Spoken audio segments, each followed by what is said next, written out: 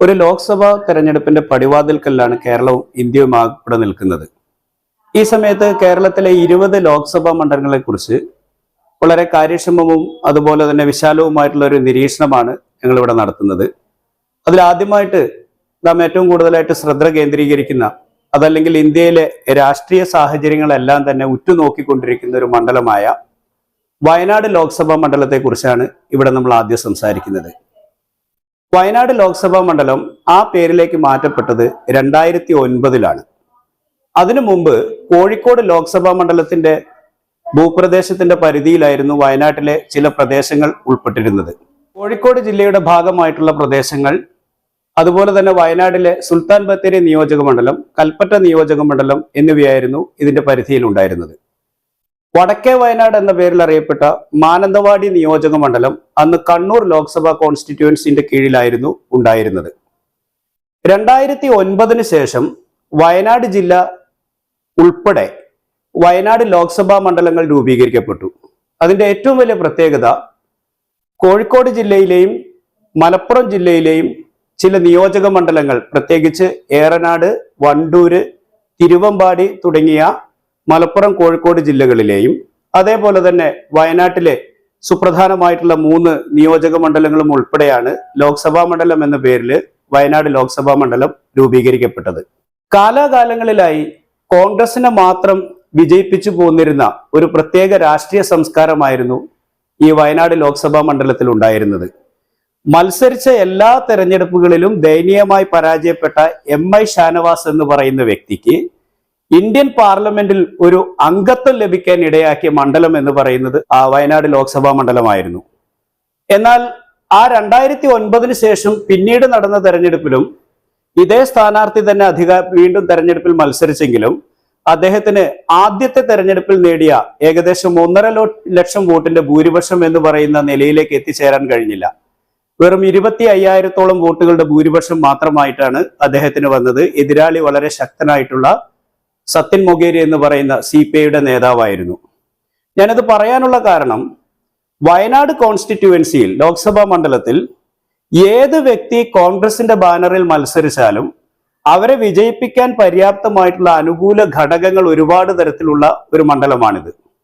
അതിന്റെ ഏറ്റവും അടിസ്ഥാനപരമായിട്ടുള്ള പ്രത്യേകത, ഈ മണ്ഡലങ്ങളെല്ലാം തന്നെ ഒരു പരിധിവരെ കുടിയേറ്റ കർഷകരാൽ വളരെയധികം നിറഞ്ഞിരിക്കുന്ന മണ്ഡലമാണ്. കേരളത്തിന്റെ വിവിധ ഭൂപ്രദേശങ്ങളിൽ നിന്ന് ഉപജീവനാർത്ഥം വിവിധ പ്രദേശങ്ങളിലേക്ക്, പ്രത്യേകിച്ച് മലയോര മേഖലകളിലേക്ക് കുടിയേറി പാർത്ത ആളുകൾ അധിവസിക്കുന്ന മണ്ഡലം എന്ന നിലയിൽ അവരുടെ രക്തത്തിൽ കോൺഗ്രസ് എന്ന് പറയുന്നത് ഒരു വികാരമായിട്ടും ഒരു സംസ്കാരമായിട്ടും അലിഞ്ഞു ചേർന്നിരുന്നു. അതിന്റെ പശ്ചാത്തലത്തിലാണ് വയനാട് ലോക്സഭാ മണ്ഡലത്തിൽ കോൺഗ്രസ് എന്ന് പറയുന്ന പാർട്ടിയുടെ ലേബലിൽ ആര് മത്സരിച്ചാലും വിജയിക്കുമെന്ന ഒരു സാഹചര്യം വന്നത്. അതിശക്തമായിട്ടുള്ള രാഷ്ട്രീയ കൊടുങ്കാറ്റുകൾ വന്നാൽ പോലും ആ കൊടുങ്കാറ്റുകളെ ഒക്കെ തന്നെ നിശ്ചലമാക്കാൻ കഴിവുള്ള ഒരു വികാരമായിട്ട് കോൺഗ്രസ് എല്ലാ കാലഘട്ടത്തിലും വയനാട്ടിലുണ്ടായിരുന്നു. ഭരിക്കുന്ന പാർട്ടിക്കാർ വയനാട് ജില്ലയെ യാതൊരു മര്യാദയുമില്ലാതെ അവഗണിപ്പിച്ചപ്പോഴും, അതുപോലെ തന്നെ ഭരണപരമായിട്ടുള്ള കാര്യങ്ങളിൽ മറ്റുള്ള ജില്ലകൾക്ക് ലഭിക്കേണ്ടുന്ന ന്യായമായിട്ടുള്ള പരിഗണന പോലും വയനാടിന് ലഭിക്കാതിരുന്നപ്പോൾ പോലും പരാതികളില്ലാത്ത, പരിഭവങ്ങളില്ലാത്ത ഒരു ജനതയായിട്ട് വയനാട് എന്നും കോൺഗ്രസിനോടൊപ്പം നിലകൊണ്ടു. എന്നാൽ ഈ കഴിഞ്ഞ ലോക്സഭാ തെരഞ്ഞെടുപ്പ് ഇന്ത്യയിലെ എല്ലാ രാഷ്ട്രീയ പാർട്ടികളും, ഇന്ത്യയിലെ മുഴുവൻ ജനങ്ങളും വളരെ വിശാലമായിട്ടുള്ള കാഴ്ചപ്പാടോടുകൂടെ ഉറ്റുനോക്കിക്കൊണ്ടിരുന്ന ഒരു തെരഞ്ഞെടുപ്പായിരുന്നു. കാരണം തകർന്നു പോയ കപ്പൽ എന്ന നിലയിലുള്ള കോൺഗ്രസിന്റെ ഒരു പുനർജീവനം എന്ന നിലയിൽ കോൺഗ്രസിന്റെ ഏറ്റവും പ്രധാന മുഖമായിട്ടുള്ള രാഹുൽ ഗാന്ധി ഇന്ത്യയുടെ ഹൃദയഭൂമിയായിട്ടുള്ള ഉത്തർപ്രദേശിൽ നിന്ന് വയനാട്ടിലേക്ക് തന്റെ കളം മാറ്റി ചവിട്ടിയ ഒരു കാലഘട്ടം കൂടിയായിരുന്നു ഇത്. അങ്ങനെ ദേശീയ മാധ്യമങ്ങളിലും അന്തർദേശീയ മാധ്യമങ്ങളിലും പ്രാദേശിക മാധ്യമങ്ങളിലെല്ലാം തന്നെ കോൺഗ്രസ് എന്ന് പറയുന്ന ആ ഒരു പാർട്ടിയേക്കാൾ ഉപരിയായിട്ട് രാഹുൽ ഗാന്ധിയുടെ മണ്ഡലം എന്നുള്ള ഒരു പ്രയോറിറ്റി വയനാട് ജില്ലയ്ക്ക്, അല്ലെങ്കിൽ വയനാട് പാർലമെന്റ് മണ്ഡലത്തിൽ ഉണ്ടായി.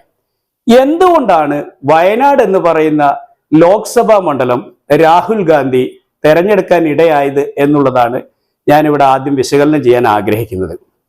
തുടക്കത്തിലെ ഞാൻ പറഞ്ഞു, വയനാട് എന്ന് പറയുന്നത് അടിയുറച്ച ഒരു കോൺഗ്രസ് സംസ്കാരത്തിൽ അധിഷ്ഠിതമായിട്ടുള്ള ഒരു പ്രദേശമാണ്.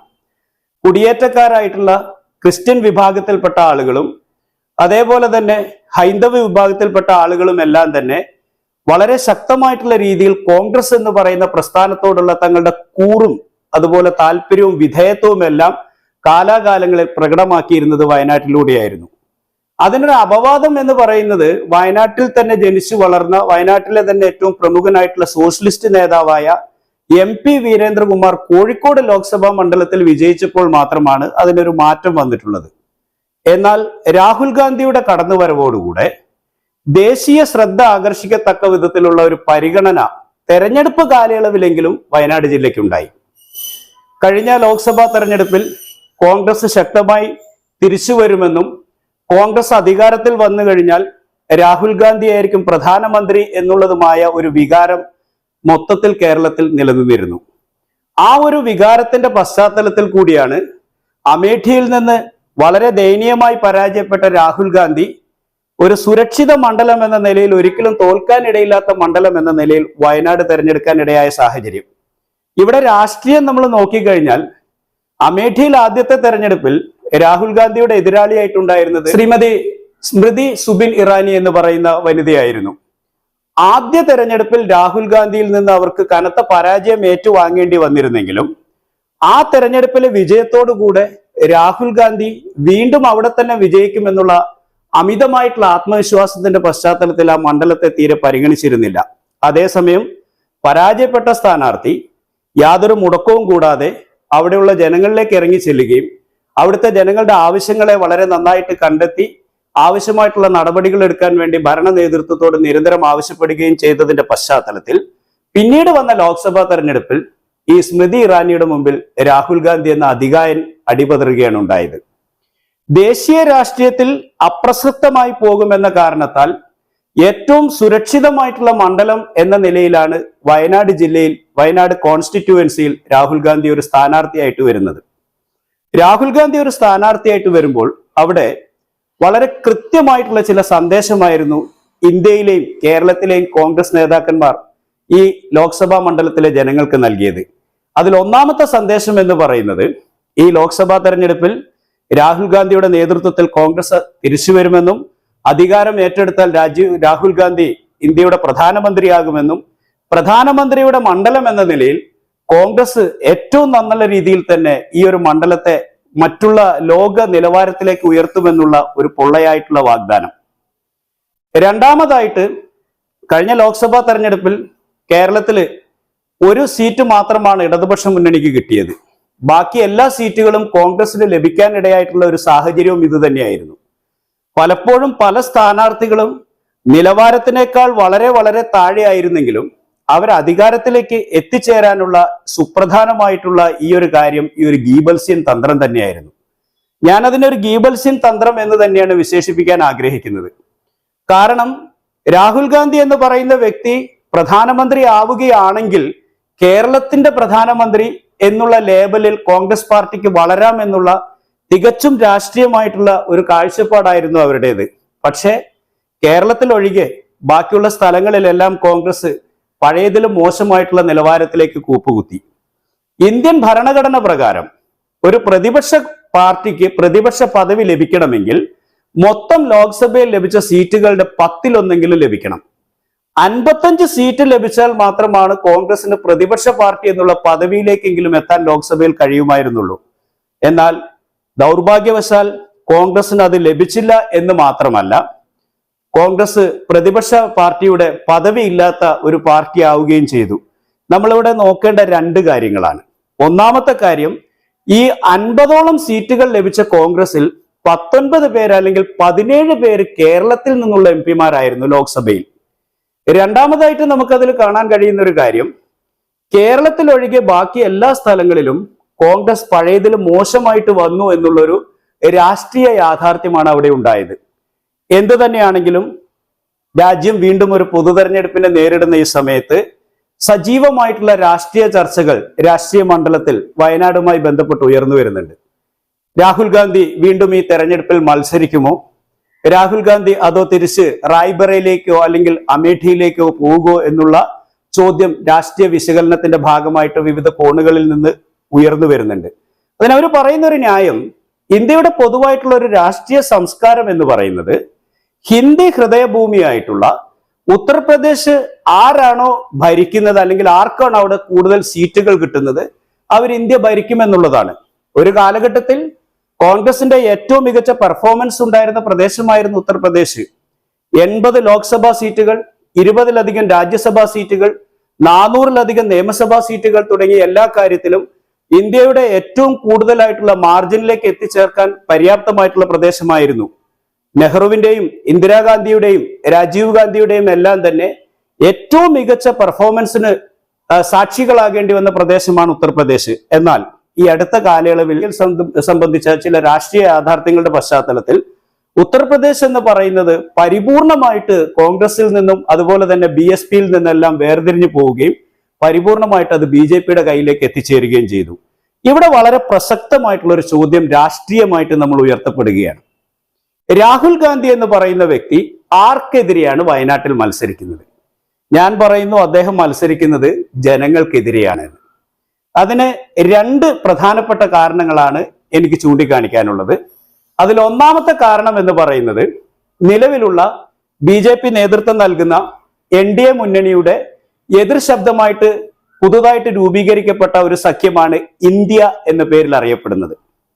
ഈ ഇന്ത്യ സഖ്യത്തിൽ കോൺഗ്രസിനൊപ്പം തന്നെ BJP എന്ന് പറയുന്ന പൊളിറ്റിക്കൽ പാർട്ടിക്കും NDAക്കും എതിരായിട്ട് CPIയുടെയും CPMന്റെയും ഇടതുപക്ഷ പാർട്ടികളുടെയും മറ്റു പുരോഗമന രാഷ്ട്രീയ പാർട്ടികളുടെയും എല്ലാം ഒരുമിച്ചുള്ള ഒരു നിലപാടുകളാണ് നമുക്ക് കാണാൻ കഴിയുന്നത്. അതേസമയം കേരളത്തിലേക്ക് വരുമ്പോൾ ഇടതുപക്ഷവും കോൺഗ്രസും തമ്മിലാണ് മത്സരം എന്നുള്ള രീതിയിലേക്ക് കാര്യങ്ങൾ പോകുന്നു. രാഹുൽ ഗാന്ധിയെ ഈ തെരഞ്ഞെടുപ്പിൽ നേരിടുന്നത് വയനാട്ടിലെ CPI എന്ന് പറയുന്ന പൊളിറ്റിക്കൽ പാർട്ടിയുടെ നേതാവായിട്ടുള്ള ശ്രീമതി ആനി രാജ എന്ന് പറയുന്ന വ്യക്തിയാണ്. അപ്പോ യഥാർത്ഥത്തിൽ ആനി രാജ എന്ന് പറയുന്ന വ്യക്തി എന്നതിനേക്കാൾ CPI എന്ന് പറയുന്ന രാഷ്ട്രീയ പാർട്ടി, കോൺഗ്രസ് എന്ന് പറയുന്ന രാഷ്ട്രീയ പാർട്ടി, ഈ 2 രാഷ്ട്രീയ പാർട്ടികൾ തമ്മിലാണ് ഇവിടെ മത്സരം നടക്കുന്നത്. BJP തികച്ചും അപ്രസക്തമായിട്ടുള്ള ഒരു മേഖലയിലാണ് വയനാട്ടിലുള്ളത്. കാരണം കഴിഞ്ഞ തെരഞ്ഞെടുപ്പിൽ നമുക്ക് കാണാൻ കഴിയും BJPയുടെ കേരളത്തിലെ സഖ്യകക്ഷിയായ BDJSന്റെ സംസ്ഥാന അധ്യക്ഷനായിട്ടുള്ള ശ്രീമാൻ തുഷാർ വെള്ളാപ്പള്ളിയായിരുന്നു BJPക്ക് വേണ്ടി മത്സരിച്ചത്. വളരെ വളരെ വളരെ കുറച്ച് വോട്ടുകൾ മാത്രമേ അദ്ദേഹത്തിന് പോൾ ചെയ്യാൻ കഴിഞ്ഞിരുന്നുള്ളൂ. അതിന് 2 കാരണങ്ങൾ കൂടെ നമ്മൾ ആലോചിക്കണം. ഒന്ന്, BJPയുടെ വോട്ട് മാത്രമല്ല, അദ്ദേഹം ശ്രീനാരായണീയ പ്രസ്ഥാനത്തിന്റെ നേതാവ് കൂടിയാണ്, SNDPയുടെ നേതാവ് കൂടിയാണ്. SNDP എന്ന് പറയുന്നത് വയനാട്ടിലെ പ്രബലമായിട്ടുള്ള ഒരു ജനവിഭാഗം തന്നെയാണ്. വയനാട്ടിലെ ഈഴവ വിഭാഗത്തിന്റെ വോട്ടുകൾ സമാഹരിക്കാം എന്നൊക്കെ വിശ്വസിച്ചെങ്കിലും ആ വിശ്വാസമെല്ലാം തന്നെ പാടെ തകർന്നു പോകുന്ന ഒരു സാഹചര്യമാണ് ഉണ്ടായത്. അപ്പൊ നമ്മളിവിടെ കാണുന്നത് ഇടതുപക്ഷവും അല്ലെങ്കിൽ CPIയും കോൺഗ്രസും തമ്മിലുള്ള മത്സരം എന്ന് പറയുമ്പോൾ യഥാർത്ഥത്തിൽ അവർ ആരെയാണ് മത്സരത്തിലൂടെ നേരിടുന്നത്? എന്റെ കാഴ്ചപ്പാടിൽ അത് ജനങ്ങളെയാണ്. കാരണം രാഹുൽ ഗാന്ധി ആണെങ്കിലും ആനി രാജയാണെങ്കിലും കോൺഗ്രസ് ആണെങ്കിലും CPI ആണെങ്കിലും അവിടെ വളരെ കൃത്യമായിട്ടുള്ള രാഷ്ട്രീയ ലക്ഷ്യത്തോടു കൂടെ എതിർക്കുന്നത് BJPയാണ്. അപ്പോൾ സ്വാഭാവികമായിട്ടും തങ്ങൾക്ക് ഏറ്റവും കൂടുതൽ വേരോട്ടം ഉണ്ടാക്കേണ്ട, ഇന്ത്യ ഭരിച്ച ഇന്ത്യയിലെ ഏറ്റവും വലിയ പഴക്കം ചെന്നതും ഏറ്റവും വലുതുമായ രാഷ്ട്രീയ പാർട്ടിയായ കോൺഗ്രസ് തങ്ങളുടെ തട്ടകമായിട്ടുള്ള UPയിൽ നിന്ന് വേർപിരിഞ്ഞ് വളരെ സുരക്ഷിതമായിട്ടുള്ള ഒരു മണ്ഡലത്തിലേക്ക് കടന്നു വരിക എന്ന് പറയുന്നത് രാഹുൽ ഗാന്ധിയെ സംബന്ധിച്ചിടത്തോളം അദ്ദേഹത്തിന്റെ ആ ഒരു ലെഗസിക്ക് ചേർന്നതല്ല എന്നുള്ളതാണ് എന്റെ കാഴ്ചപ്പാട്. അതുകൊണ്ടാണ് ഞാൻ പറയുന്നത് അദ്ദേഹം മത്സരിക്കുന്നത് യഥാർത്ഥത്തിൽ ജനങ്ങളോടാണ് എന്നുള്ളത്. രണ്ടാമതായിട്ട് ഞാൻ ആ ഒരു വിഷയത്തെ കാണുന്നത് മറ്റൊരു പ്രത്യേക തരത്തിലാണ്. ഒരു MP അല്ലെങ്കിൽ നമ്മുടെ ഒരു MLA, ഒരു MP എന്ന നിലയിലൊക്കെ ജനങ്ങളുമായിട്ട് നേരിട്ട് ബന്ധപ്പെടാൻ ഒരു വ്യക്തിക്ക് കഴിയുന്നില്ല എങ്കിൽ അയാൾ പരിപൂർണ പരാജയമാണ്. ജനാധിപത്യം എന്ന് പറയുന്ന മധുര മനോഹരമായിട്ടുള്ള സംജ്ഞ സൂചിപ്പിക്കുന്നത് ഈസി ആക്സസിബിലിറ്റി ഓഫ് പീപ്പിൾ എന്ന് പറയുന്നതാണ്. ജനങ്ങൾക്ക് ജനങ്ങളുടെ സങ്കടങ്ങൾ പറയാൻ, ജനങ്ങളുടെ ആവലാതികൾ ബോധ്യപ്പെടുത്താൻ, ജനങ്ങളുടെ ആവശ്യങ്ങളെ കുറിച്ച് പറയാനൊക്കെ അവരുടെ പ്രതിനിധിയാണ് ജനങ്ങൾ തെരഞ്ഞെടുക്കുന്നത്. ആ പ്രതിനിധി എന്ന് പറയുന്നത് നമുക്ക് ആവശ്യമായിട്ട് ലഭിക്കാതെ വരുന്ന ഒരു സാഹചര്യം വരുമ്പോൾ ശരിക്കും നമ്മൾ എന്തിനാണ് ഒരു വ്യക്തിയെ തെരഞ്ഞെടുത്തത് എന്നുള്ള ഒരു ചോദ്യത്തിലേക്ക് എത്തിച്ചേരും. കേരളത്തിലെ MP എന്ന നിലയിൽ അല്ലെങ്കിൽ വയനാട്ടിലെ MP എന്ന നിലയിൽ രാഹുൽ ഗാന്ധിയെ നമ്മൾ സമീപിക്കുമ്പോൾ അദ്ദേഹത്തിന്റെ മുമ്പിലേക്ക് നമ്മൾ എത്തിച്ചേരാൻ ചില കടമ്പകൾ കടക്കേണ്ടതായിട്ടുണ്ട്. ഒന്നാമതായിട്ട് അദ്ദേഹത്തിന് ഹിന്ദി അല്ലെങ്കിൽ ഇംഗ്ലീഷ് എന്നീ 2 ഭാഷ മാത്രമേ വശമുള്ളൂ. മാത്രമല്ല അദ്ദേഹത്തോട് എന്തെങ്കിലും ഒരു കാര്യം നമുക്ക് ആവശ്യപ്പെടണമെങ്കിൽ അദ്ദേഹത്തിന്റെ ജീവനുമായി ബന്ധപ്പെട്ട സുരക്ഷയുമായി ബന്ധപ്പെട്ട സുരക്ഷാ ഉദ്യോഗസ്ഥരുടെ ഒക്കെ കർശനവുമായിട്ടുള്ള ചില സുപ്രധാനമായിട്ടുള്ള പരിശോധനകളുടെ അവസാനത്തെ തുടർന്നുകൊണ്ട് മാത്രമാണ് നമുക്ക് അദ്ദേഹത്തെ കാണാൻ കഴിയുള്ളൂ. മറ്റൊരു പ്രധാനപ്പെട്ട വിഷയം, നമുക്ക് രാഹുൽ ഗാന്ധിയെ സമീപിക്കണമെങ്കിൽ ദ്വിഭാഷികളായിട്ടുള്ള വ്യക്തികളുടെ സഹായം ആവശ്യമായിട്ട് വരും. കോൺഗ്രസിന്റെ ഒരു പൊതു സംസ്കാരം അനുസരിച്ച് പാർശ്വവർത്തികളായിട്ടുള്ള നേതാക്കന്മാർ അവരവരുടേതായിട്ടുള്ള താല്പര്യങ്ങൾ നിക്ഷിപ്തമായിട്ട് നിലനിർത്തുന്നതിന് വേണ്ടി നാം പറയുന്ന കാര്യങ്ങൾ അതേപടി അദ്ദേഹത്തിന്റെ മുമ്പിലേക്ക് അവതരിപ്പിക്കാറില്ല. ഇത് വളരെ വലിയൊരു പ്രശ്നമായിട്ട് തന്നെയാണ് നിലനിൽക്കുന്നത്. മൂന്നാമതായിട്ട് ഞാൻ ഈ വിഷയത്തെ കാണുന്നത് മറ്റൊരു പേരിലാണ്. രാഷ്ട്രീയപരമായിട്ട് വളരെ കൃത്യമായിട്ടുള്ള ചില ഇടപെടലുകൾ ഇവിടെ BJPയുടെ ഭാഗത്ത് നിന്ന് ഉണ്ടാകാറുണ്ട്. രാഹുൽ ഗാന്ധി എന്ന് പറയുന്ന വ്യക്തിയെ ഏത് തരത്തിലാണെങ്കിലും അദ്ദേഹം BJPക്ക് എതിരായിട്ട് നിലനിൽക്കുന്ന ഒരു ദേശീയ മുഖം തന്നെയാണ്. അപ്പൊ രാഹുൽ ഗാന്ധി പ്രതിനിധാനം ചെയ്യുന്ന മണ്ഡലത്തിൽ ഒരു തരത്തിലുള്ള വികസന പ്രവർത്തനങ്ങളും നടക്കരുത് എന്നുള്ള വളരെ കൃത്യമായിട്ടുള്ള നിക്ഷിപ്തമായിട്ടുള്ള ദുഷ്ലാക്കോട് കൂടിയുള്ള ഒരു പ്രവർത്തനം കേന്ദ്ര സർക്കാരിന്റെ ഭാഗത്തു നിന്നുണ്ടാകാറുണ്ട്. കാരണം കേരളത്തെ സംബന്ധിച്ചിടത്തോളം നാം കാണുന്ന പലതരത്തിലുള്ള രാഷ്ട്രീയ പ്രശ്നങ്ങൾ ദേശീയ രാഷ്ട്രീയവുമായിട്ട് കാണുമ്പോൾ നമുക്ക് മനസ്സിലാക്കാൻ കഴിയും.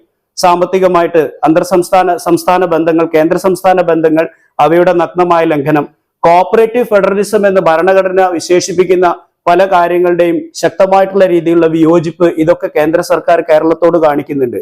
അതിനേക്കാൾ ഭീകരവും ബീഭത്സവുമായിട്ട് രാഹുൽ ഗാന്ധിയുടെ ഭാഗത്തു നിന്ന്, അല്ലെങ്കിൽ അദ്ദേഹത്തിന്റെ മണ്ഡലത്തിന്റെ ഭാഗത്തു നിന്ന്, അദ്ദേഹത്തിന്റെ മണ്ഡലത്തോട് ഭരിക്കുന്ന കേന്ദ്ര സർക്കാർ വളരെ വലിയ രീതിയിൽ തന്നെ കാണിക്കാറുണ്ട്. ഇവിടെ വയനാട്ടിൽ കുടിയേറ്റ കർഷകരെ പോലെ തന്നെ ഏറ്റവും പ്രമുഖമായിട്ടുള്ള ഒരു വിഭാഗമാണ് വയനാട്ടിലെ ആദിവാസി വിഭാഗത്തിൽപ്പെട്ട വ്യക്തികൾ. വയനാട് എന്ന് പറയുന്ന പേര് വയൽനാട് എന്ന് പറയുന്ന പദം ലോപിച്ചുണ്ടായതാണ്.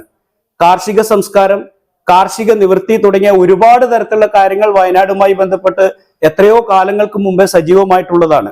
പക്ഷെ വയനാടിന് അർഹമായിട്ടുള്ള, ലഭിക്കേണ്ടതായിട്ടുള്ള, നികുതിദായകരായിട്ടുള്ള ജനങ്ങൾക്ക് ലഭിക്കേണ്ടതായിട്ടുള്ള ഒരു പരിഗണനയും മണ്ഡലത്തിന് ലഭിച്ചിട്ടില്ല, അല്ലെങ്കിൽ ലഭിക്കുന്നില്ല എന്നുള്ളത് വളരെ ശോച്യമായിട്ടുള്ള ഒരു സാഹചര്യമാണ്.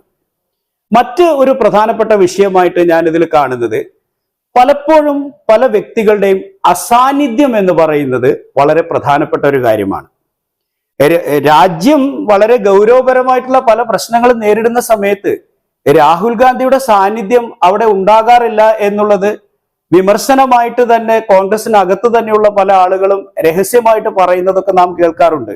എന്നാൽ വയനാടിനെ സംബന്ധിച്ചിടത്തോളം വയനാടുമായി ബന്ധപ്പെട്ടുണ്ടാകുന്ന ജനങ്ങൾക്കുണ്ടാകുന്ന ദുരിതങ്ങളോ അല്ലെങ്കിൽ ബുദ്ധിമുട്ടുകളോ ഉണ്ടാകുമ്പോൾ അതിനെ പരിഹരിക്കാൻ പര്യാപ്തമായിട്ടുള്ള ഒരു നടപടിക്രമങ്ങൾ പോലും ഉണ്ടാകുന്നില്ല. വന്യജീവി ആക്രമണത്തിന്റെ പശ്ചാത്തലത്തിൽ ആളുകൾ കൊല്ലപ്പെടുമ്പോൾ, മനുഷ്യനും മൃഗങ്ങളും തമ്മിലുള്ള സംഘർഷങ്ങൾ ഉണ്ടാകുമ്പോൾ, പ്രകൃതി ദുരന്തങ്ങൾ ഉണ്ടാകുന്ന സമയത്തൊക്കെ തന്നെ രാഹുൽ ഗാന്ധി എന്ന് പറയുന്ന വ്യക്തി എവിടെയോ മാറി നിൽക്കുന്നതായിട്ടാണ് നമുക്ക് കാണാൻ കഴിയുന്നത്. അല്ലെങ്കിൽ ഉത്തരവാദിത്വത്തിൽ നിന്ന് ഒളിച്ചോടുന്ന ഒരു നയം.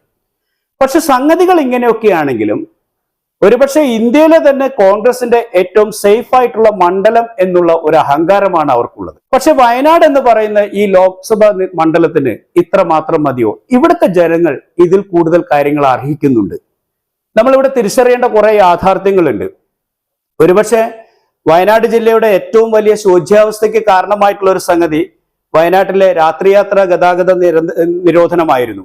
അത് നമ്മൾ മനസ്സിലാക്കേണ്ടതായിട്ടുള്ളത്, കേരളത്തിൽ അന്ന് ഉമ്മൻചാണ്ടി സർക്കാരാണ് ഭരിക്കുന്നത്, കർണാടകയിൽ സിദ്ധരാമയ്യ സർക്കാരാണ് ഭരിക്കുന്നത്, കേന്ദ്രത്തിൽ മൻമോഹൻ സിംഗ് ആണ് ഭരിക്കുന്നത്.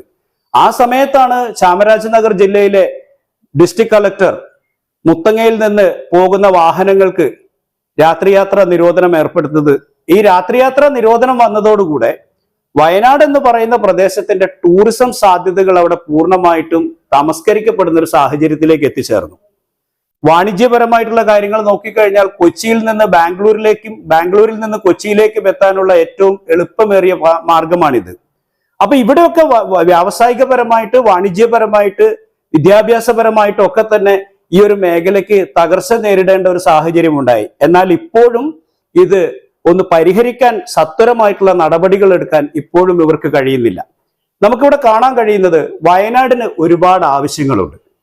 വയനാടിന്റെ ആവശ്യങ്ങൾ യഥാർത്ഥത്തിൽ എന്താണ് എന്നുള്ളത് ഇപ്പോഴും അദ്ദേഹത്തിന് മനസ്സിലായിട്ടില്ല എന്നുള്ളതാണ് എനിക്ക് തോന്നുന്ന ഒരു കാര്യം. കാരണം വയനാട്ടിലെ രാത്രിയാത്രയുടെ നിരോധനം നീങ്ങണം, വയനാട്ടിലെ ചുരത്തിനൊരു ബദൽപാത ആവശ്യമാണ്, വയനാട്ടിലെ ചുരത്തിന്റെ ഗതാഗത കുരുക്കുകൾ അഴിയണം, വയനാട്ടിലേക്ക് മികച്ച ടൂറിസം സാധ്യതകളുള്ള സ്ഥലങ്ങൾ ഉള്ളതിനെ ഏറ്റവും മികച്ച രീതിയിലേക്ക് പ്രൊമോട്ട് ചെയ്യണം, വയനാട്ടിലെ ജനങ്ങൾക്ക് അന്തസ്സോടുകൂടിയും അഭിമാനത്തോടുകൂടിയും പേടിയുമില്ലാതെയും ജീവിക്കാനുള്ള സാഹചര്യം ഉണ്ടാകണം. ഇതിനൊക്കെ നാം തെരഞ്ഞെടുക്കുന്ന പ്രതിനിധി ഈ കാര്യങ്ങൾ വളരെ വ്യക്തമായിട്ട് പാർലമെന്റിൽ അവതരിപ്പിക്കുക എന്നുള്ളത് വളരെ പ്രധാനപ്പെട്ട കാര്യമാണ്. ലോക്സഭയിൽ നടന്ന ചർച്ചകളുടെ എണ്ണം പരിശോധിച്ചു കഴിഞ്ഞാൽ ഓരോ മണ്ഡലത്തിനും വേണ്ടി അതാത് ലോക്സഭാ അംഗങ്ങൾ എത്രമാത്രം വീറോടെയാണ് വാശിയോടുകൂടിയാണ് സംസാരിച്ചിരിക്കുന്നത് നമുക്ക് കാണാൻ കഴിയും. പലപ്പോഴും വയനാട് ജില്ലയ്ക്ക് വേണ്ടിയിട്ട് രാജ്യസഭാ അംഗങ്ങളായിട്ടുള്ള വ്യക്തികളാണ് ഗവൺമെന്റിന്റെ മുമ്പിലേക്ക് വിഷയങ്ങൾ എത്തിക്കുന്നത്. അതൊരു പോരായ്മ തന്നെയാണ്. ഈ വരുന്ന ലോക്സഭാ തെരഞ്ഞെടുപ്പിന്റെ ചിത്രം നമ്മൾ കാണുമ്പോൾ ആ ചിത്രത്തില് ഞാൻ വീണ്ടും പറയുന്നു, ഇവിടെ BJP എന്ന് പറയുന്ന പാർട്ടിക്ക് വയനാട് ലോക്സഭാ മണ്ഡലത്തിൽ പ്രത്യേകിച്ച് ഒന്നും തന്നെ ചെയ്യാനില്ല. വർഗീയതയും അതുപോലെ തന്നെ മറ്റുള്ള വിഷയങ്ങളും മാത്രം അവതരിപ്പിച്ചുകൊണ്ട് ജനങ്ങളുടെ മുമ്പാകെ അവർ വോട്ട് ചോദിക്കുമ്പോൾ അവർക്ക് ലഭ്യമാകുന്ന വോട്ടുകളുടെ വിഹിതം ആനുപാതികമായിട്ട് കുറഞ്ഞു തന്നെ വരൂ. ഇവിടെ രണ്ട് വ്യക്തികളല്ല, രണ്ട് ഇസങ്ങൾ തമ്മിൽ അല്ലെങ്കിൽ രണ്ട് പ്രത്യയശാസ്ത്രങ്ങൾ തമ്മിലാണ് വയനാട്ടിലെ തെരഞ്ഞെടുപ്പ് ഞാൻ കാണുന്നത്. രാഹുൽ ഗാന്ധി കോൺഗ്രസിന്റെ ബാനറിൽ മത്സരിക്കുന്നു, അതേപോലെ തന്നെ എതിർ സ്ഥാനാർത്ഥിയായിട്ട് CPIയുടെ നാഷണൽ എക്സിക്യൂട്ടീവ് മെമ്പറായിട്ടുള്ള ശ്രീമതി ആനി രാജ മത്സരിക്കുന്നു. ആനി രാജ വയനാട്ടിലേക്ക് എത്തുകയും അവിടുത്തെ ജനങ്ങളുമായിട്ട് നേരിട്ടിടപെട്ട് ഇവിടുത്തെ പ്രശ്നങ്ങൾ എന്തൊക്കെയാണെന്ന് ഞാൻ പഠിക്കട്ടെ എന്നുള്ള ഒരു നിലപാടാണ് എടുത്തിരിക്കുന്നത്. ആനി രാജ മികച്ചൊരു കാൻഡിഡേറ്റ് ആണ്. തെരഞ്ഞെടുപ്പില് മറ്റുള്ള അത്ഭുതങ്ങളൊന്നും സംഭവിച്ചിട്ടില്ല എങ്കിൽ ആനി രാജ പരാജയപ്പെടാനുള്ള സാധ്യത തന്നെയാണ് കൂടുതലുള്ളത്. ഞാൻ നേരത്തെ പറഞ്ഞ ആശയങ്ങളൊക്കെ തന്നെയാണ്. പക്ഷെ അവിടെ ഞാൻ ഒരു കാര്യം കൂടെ നിങ്ങളോട് പറയാൻ ആഗ്രഹിക്കുകയാണ്.